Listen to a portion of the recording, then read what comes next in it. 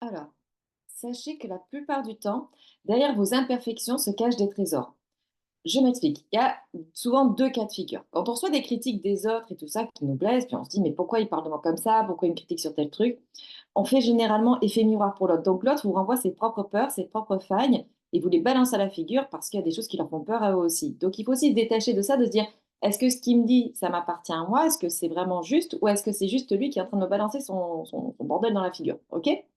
Et dans ces cas-là, bah, franchement, vous laissez glisser, vous laissez passer ou alors à la rigueur, vous entamez un dialogue avec la personne pour lui faire comprendre qu'en fait, ce sont ses propres peurs qu'elle vous renvoie. Et si par contre ça vous titille, ça vous chiffonne, c'est que quelque part, elle est en train de vous blesser sur quelque chose que vous n'avez pas acquis, que vous n'aimez pas non plus en vous. C'est une zone d'ombre que vous n'acceptez pas.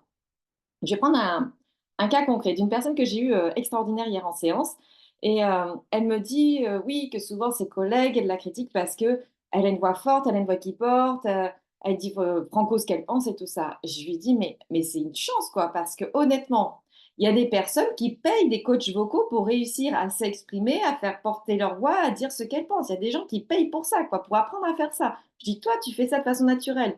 Tu as une façon oratoire de dire les choses qui est exceptionnelle puisque tu as une voix qui porte, une voix qui se fait entendre, et cetera. Donc finalement, c'est un atout et pourquoi pas, au contraire, t'en servir comme quoi ce serait une force à exploiter dans un projet, dans ta vie pro, dans ta vie perso, et cetera. Au lieu de te dire que c'est une faiblesse, que c'est nul, que c'est moche, bah non, ça peut être quelque chose d'extraordinaire.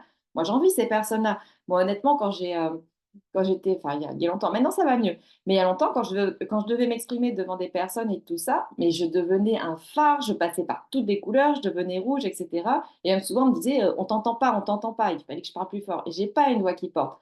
Et il y a des personnes pour qui c'est naturel, qui ont même pas besoin de travailler ça parce que, bah, naturellement, elles ont cette voix qui porte, elles ont une capacité à dire ce qu'elles pensent qui est géniale, quoi, parce qu'elles savent s'écouter et elles savent, partager leur opinion.